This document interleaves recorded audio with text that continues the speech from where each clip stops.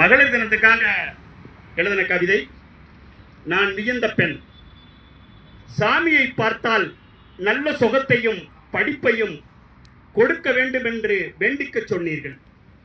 சாமியை பார்த்தால் நல்ல சுகத்தையும் படிப்பையும் கொடுக்க வேண்டும் என்று வேண்டிக்க சொன்னீர்கள். ஆம், ஆரோக்கியமான உடம்பும் நல்ல படிப்பும் இருந்தால் உலகத்தில் எதையும் சாதிக்க முடியும்.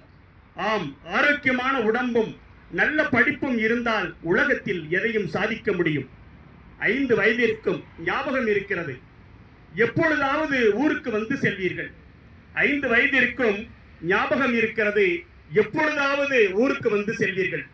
நீங்கள் ஊருக்கு வரும்பொழுதெல்லாம் அக்கா என்றும் சித்தி என்றும் அத்தை என்றும் ஒரு கூட்டம் சேர்ந்தே இருக்கும்.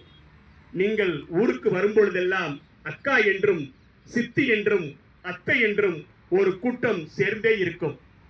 எல்லோரிடமும் பாசம் காண்பித்த நீங்கள் எங்களிடம் மட்டும் ஏன் பாசம் காண்பிக்கவில்லை? எல்லோரிடமும் பாசம் காண்பித்த நீங்கள் எங்களிடம் மட்டும் ஏன் பாசம் காண்பிக்கவில்லை? மானாமதுரையில் மருத்துவமனையில் அப்பாவுடன் வரும்பொழுது ராமச்சந்திரா நல்லா படிச்சு பெரியாள வரணும்னு சொன்னீர்கள். ராமச்சந்திரா நல்லா படிச்சு பெரியாள வரணும்னு சொன்னீர்கள். அம்மாச்சியின் அரவணைப்பில், ஆசிரியை சாவித்திரி அம்மாவின் கண்டிப்பில் நன்றாக படித்தேன். அம்மாச்சியின் அரவணைப்பில், ஆசிரியை சாவித்திரியின் கண்டிப்பில் நன்றாக படித்தேன். 4ஆம் வகுப்பு படிக்கும் பொழுது ஒரு நாள் வாஞ்சனையுடன் 1ஆம் வகுப்பு மாணவர்களுக்கு பாடம் நடத்தி கொண்டிருந்தேன். 4ஆம் வகுப்பு படிக்கும் போது ஒரு நாள் வாஞ்சனையுடன் 1ஆம் வகுப்பு படிக்கும் மாணவர்களுக்கு பாடம் நடத்தி கொண்டிருந்தேன். திடீரென்று என் பள்ளியில் படிக்கும் மாணவ மாணவியர் சிலர் அழுது கொண்டே என் ஆசிரியை சாவித்திரி அம்மாவுடன் ஓடினார்கள். திடீரென்று என் பள்ளியில் படிக்கும் மாணவ மாணவியர் சிலர் அழுது கொண்டே என் ஆசிரியை சாவித்திரி அம்மாவுடன் ஓடினார்கள். 1 மணி நேரம் கழித்து என்னை என் ஆசிரியை அழுது கொண்டே என் வீட்டுக்கு அழைத்து சென்றார். 1 மணி நேரம் கழித்து என்னை என் ஆசிரியை அழுது கொண்டே என் வீட்டிற்கு அழைத்து சென்றார். அம்மாவை சாத்தி வைத்திருந்தார்கள். எல்லோரும் கதறுகிறார்கள். ஆனால் எனக்கு மட்டும் அழுகை வரவில்லை. அக்கா என்கிறார்கள், சித்தி என்கிறார்கள், அத்தை என்கிறார்கள். எனக்கு மட்டும் அழுகை வரவில்லை.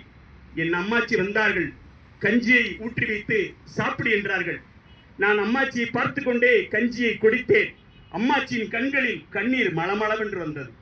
அம்மாச்சியின் கண்களில் தண்ணீர் மளமளவென்று வந்தது. என் அழுகை வரவில்லை. கஞ்சியை குடித்து முடித்தேன். 2026 மார்ச் 8ஆம் தேதி மகளிர் தினம் வந்தது. என் ஆசிரியை சாவித்திரி அம்மாவிற்கு மகளிர் தின வாழ்த்தை சொன்னேன். அவர் சொன்னார், என்னடா இவ்வளவு நேரமா மகளிர் தின வார்த்தை சொல்றதுக்கு என்று சொன்னார்கள். இன்னைக்கு தாண்டா சொல்றேன் உங்க அம்மா பத்தி. உங்க அம்மா என்கிட்ட கொண்டு வந்து கொடுக்கும்போது சொன்னாங்க, உங்க 3 பேர் என் கையில பிடிச்சு கொடுத்துட்டு சொன்னாங்க. எனக்கு என்ன நோயினே தெரியல, என்ன செய்யறதுன்னே தெரியல. இவங்க 3 பேரையும் நினைச்சா பயமா இருக்கு. என்ன செய்யறதுன்னு தெரியல. நீங்க தான் இவங்கள நல்லா படிக்க வச்சு பெரியாளாவாக்கி வாழ்க்கையில பெரியாளை உருவாக்கணும்னு சொன்னாங்க. இது இப்பத்தாண்ட ஒன்றை சொன்னாங்க. அப்பத்தான் நினைச்சேன், அவங்க அம்மா நினைச்சு அழுது கொண்டே இருக்கிறேன். அம்மாவை நினைத்தேன், அழுதேன்.